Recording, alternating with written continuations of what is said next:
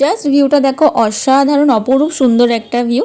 তোমাদের জন্য ছোট্ট ওয়ান ডে ট্রিপ নিয়ে চলে এসেছি, তাও আবার বাইকে করে। সো এক্সাইটিং লাগছে। ইয়েস, লেখা দেখে বুঝতে তো পেরেই গেছো আমরা বকখালি যাচ্ছি। সো হাই, আসসালামু আলাইকুম, welcome back to my channel the Bong Shabana. কেমন আছো তোমরা সবাই? আশা করি তোমরা সবাই খুব ভালো আছো। তো এখানে আমরা সকাল সকাল 6:30টার মধ্যে রেডি হয়ে বেরিয়ে পড়েছি। এই জাস্ট আমরা তেল ভরে আর জাস্ট দাঁড়িয়েছি। এখন আমরা আমাদের গন্তব্যস্থলে যাবার উদ্দেশ্যে রওনা দিচ্ছি। তো আমরা 8 লিটার পেট্রোল ভরেছি। আমাদের এখন যেতে হবে 120 কিলোমিটার। শীতের ফুরফুরে শীতল বাতাসকে সঙ্গ করে বেরিয়ে পড়লাম বকখালির উদ্দেশ্যে। আমরা আমাদের যাত্রা শুরু করেছি কলকাতার টলিগঞ্জ এরিয়া থেকে। এখন আমরা পৌঁছে গেছি, দেখতেই পাচ্ছ তোমরা, জোকার মেট্রো স্টেশনের সামনে পৌঁছে গেছি। তো এখন আমাদের এখনো যেতে হবে 113 kilometre as Google map follow করে সামনের দিকে এগিয়ে চলেছি।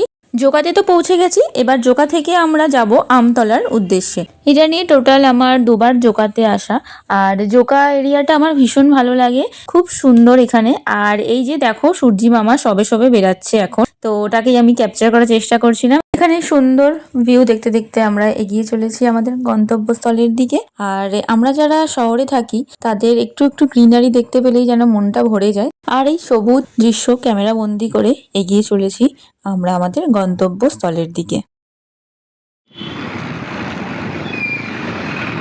স্যার বলছিলাম বকখালি কি সোজা? হ্যাঁ বলো।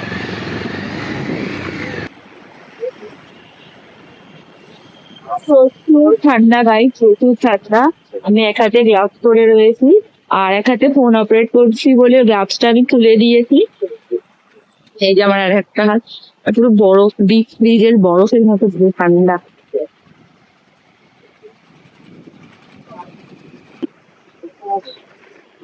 আমরা আবার ট্রাভেল শুরু করবো। তো স্টেশন থাকবো, আমরা এখন যাচ্ছি বকখালি। আমরা তো বলে একটু বছরের প্রথমে ইন্ডিয়া দেখে তোমরাও চলে যাও পছন্দের জায়গায়। তো চলো আমাদের সঙ্গে থাকতে থাকো, দেখতে থাকো বকখালি।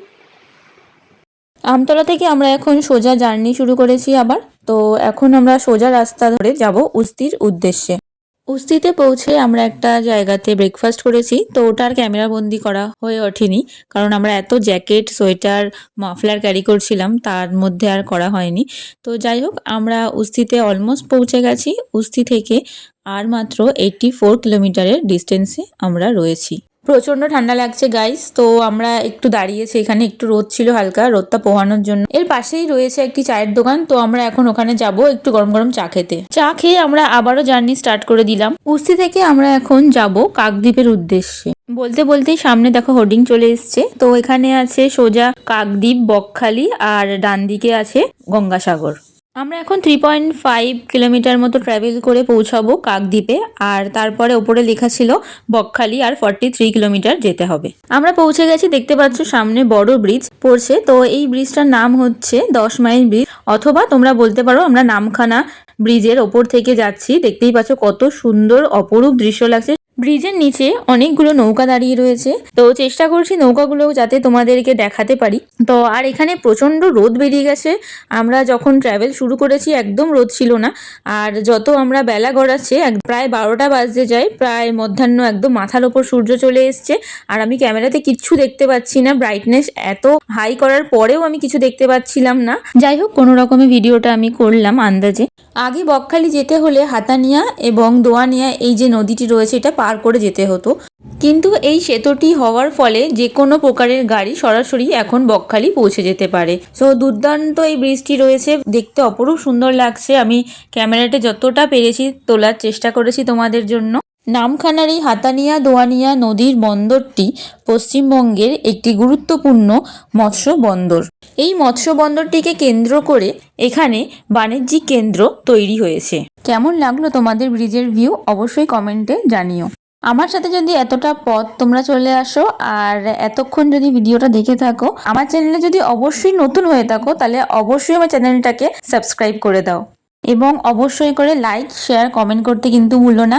তোমাদের একটি লাইক, শেয়ার, কমেন্ট আমাদের ভিডিও বানাতে আরো বেশি উৎসাহ করে। অবশ্যই করে আমার এই ভিডিওটা তোমাদের বন্ধুদের গ্রুপে শেয়ার করে দাও, যাতে তোমরা সবাই একসঙ্গে হই হই করে বাইক চালিয়ে বকখালি যেতে পারো। এখনো দেখাচ্ছে প্রায় বকখালি 24 কিলোমিটারের মতো। তবে আমরা যাব যেখানে সেখানে ডিস্টেন্স রয়েছে 22.9 কিলোমিটার। আমরা প্রথমেই যাব বকখালি ফ্রেজারগঞ্জে। আমরা অলমোস্ট আমাদের গন্তব্যস্থলের একদম কাছে চলে এসেছি।